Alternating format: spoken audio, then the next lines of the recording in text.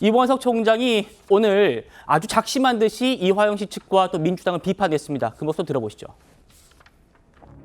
재판이 끝나고 나서 이제는 사법부에 대해서 욕설을 암시하는 SNS를 남깁니다. 그리고 사법부에 대해서, 법원에 대해서 재판부 자체를 인정할 수 없다는 그런 말을 하고 있습니다. 수원지방법원 형사 11부의 편파적인 검찰의 대단히 친화적인 진행으로 봐서 이러한 결과를 예상했던 것은 맞습니다. 평균적인 법관이 판단한다면 이 결과는 바뀔 거라고 예상합니다. 도저히 받아들일 수 없고 인정할 수 없고 이 재판부 자체도 인정할 수가 없습니다. 또한 법 왜곡죄니 그리고 심판을 교체해야 되느니 하는 말까지 나오는 상황입니다. 저는 이것은 검찰을 넘어서서 사법부에 대한 압력 그리고 우리 헌법에 나오는 재판의 독립, 사법부의 독립에 대한 심각한 침해라고 보고 있습니다. 신지호 의원님. 네. 그러니까 뭐 이화영 씨 변호인들 방금 목소리 들으셨습니다만 저 변호인들의 얘기 그리고 민주당의 행동들이 재판부의 독립 그리고 사법부의 독립에 대해서 심각하게 침해하고 있다. 이게 이 총장 얘기입니다. 뭐 그렇게 볼 수밖에 없죠. 지금 우리 헌법에는 뭐 법관은 또 검찰은 검사 동일체의 원칙이라도 있는데 법관은 그게 아니에요. 헌법과 법률에 따라 양심에 따라 독립하여 심판한다. 독립하여 심판한다 이렇게 돼 있는 거예요.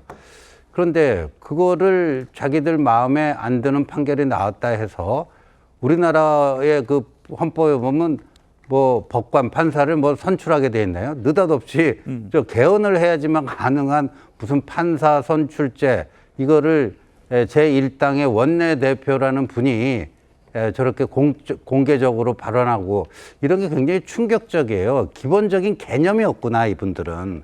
자신들의 이해관계에 어긋나는 무슨 그런 세상의 결정이 이루어지면 그래도 국회의원 정도 되면 헌법이 뭐고 그 동서남북이 어떻게 됐는지 알아야 될 거 아닙니까? 근데 그거를 다 깡그리 무시하고 이렇게 하고 있는데 예. 저는 뭐 그 이재명 대표에 대한 추가 조사는 더 이상 필요가 없는 단계까지 왔다. 왜냐하면 이 사건과 관련해서 작년에 이미 2차례 조사를 했고요. 작년 9월에 수원지검이 청구한 구속영장을 보면 이화영 씨가 이재명 대표에게 최소 17차례 보고했다. 근데 거기에 대해서 이재명 당시 대표는 그건 이화영이 자기가 알아서 대북 사업 멋대로 한 거지 자기한테 보고한 적 한 번도 없다. 그렇게 얘기하고 있죠. 그렇게 얘기한 거 아닙니까? 그럼 요번에 한 번 더 소환 조사를 한다 한들 뭐 바뀔 게 있겠습니까? 전혀 바뀔 게 없죠. 쓸데없는 시간 낭비죠. 그래서 기소는 확정적인데 다만 아까 우리 정혁진 변호사 얘기한 것처럼 이 사건의 대북 불법 송금 사건의 공범들이 다 구속됐어요. 다 구속됐는데 몸통인 이재명만 왜 불구속 기소하는가. 그런 예. 형평성의 문제가 있는 건 분명합니다. 그러니까 이게 뭐 기소는 확정적인데 구속영장을 치느냐 마느냐의 변수 정도만 남아있다고 봅니다. 자, 이런 얘기가 왜 나오냐면요. 민주당이 검사뿐 아니라 판사, 그러니까 사법부까지 통제하겠다 이렇게 나서고 있기 때문입니다. 이원석 총장 아주 크게 우려스럽다는 메시지를 냈습니다. 이어서 함께 들어보시죠. 그런 어떤 그 계획은 갖고 있는 것은 사실입니다. 검사에게 책임을 묻는 가장 좋은 방법은 탄핵하는 것입니다. 철퇴를 가해야 된다. 이러한 특검 주장이라든지 또 탄핵 주장은 되풀이되어서는 안 됩니다.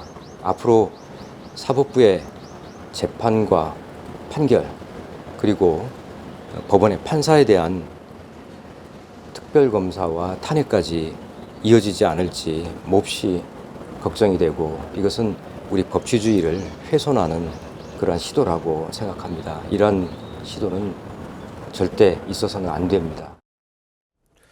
그래픽 바로 보시죠. 신 의원님 말씀처럼 지금 민주당은 박찬대 원내대표가 직접 판사 선출제를 언급하고 있습니다. 판사를 선출해야 한다.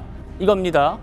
자, 그리고 이 총장 언급했습니다만 법 왜곡죄를 지금 민주당이 만들겠다고 나서고 있죠. 판검사가 법을 왜곡하면 처벌하겠다.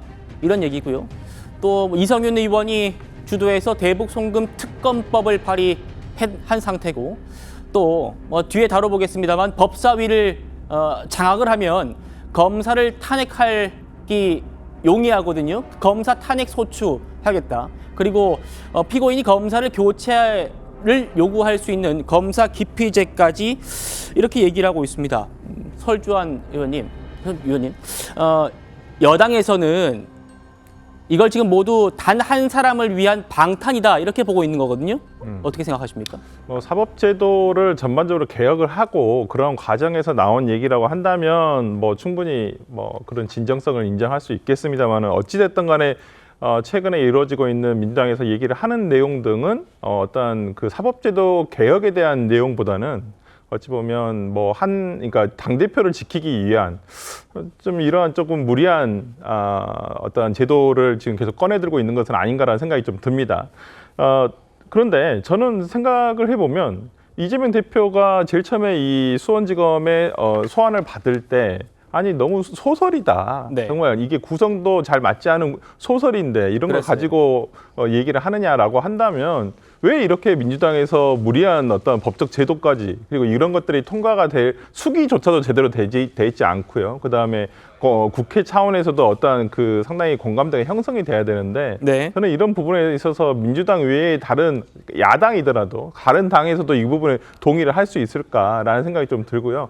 저는 이 제도 자체가 나쁘다. 아주 올바르지 않다 이건 아닙니다. 사법제도 개혁 차원에서는 충분히 수기가 이루어져야 된다라고는 생각을 하지만은 네. 어찌됐든 간에 지금 민주당에서 지금 이러한 부분에 대해서 제기를 하고 있고 그리고 수사검사에 대해서 예를 들어서 수사를 하겠다. 특검을 하겠다. 지금 공수처를 만든 이유가 뭔가요? 이런 검사들의 어떠한 비위라든지 잘못된 부분이 있으면 공수처에 고발을 하라는 것이에요. 그리고 탄핵은 최소화돼야 됩니다. 근데 지금 헌법재판소에 손준성 검사 탄핵안이 올라가 있거든요. 근데 네. 지금 그 사건에서도 이 손준성 검사의 형사 재판의 결과를 보고 판단을 하겠다 했어요. 그렇다고 한다면 무작정 탄핵을 국회의 힘을 이용해서 탄핵을 할 게 아니라 수사를 통해서 이 사람들에 대한 어떤 형사적인 어떤 결론이 나오면 그걸 가지고 탄핵을 하는 것이 순서상 맞지 않을까라는 생각이 들어서 예. 너무 탄핵 카드를 입법부의 권한이라고는 하지만은 그걸 너무 남용하는 것은 아닌가라는 생각이 좀 듭니다.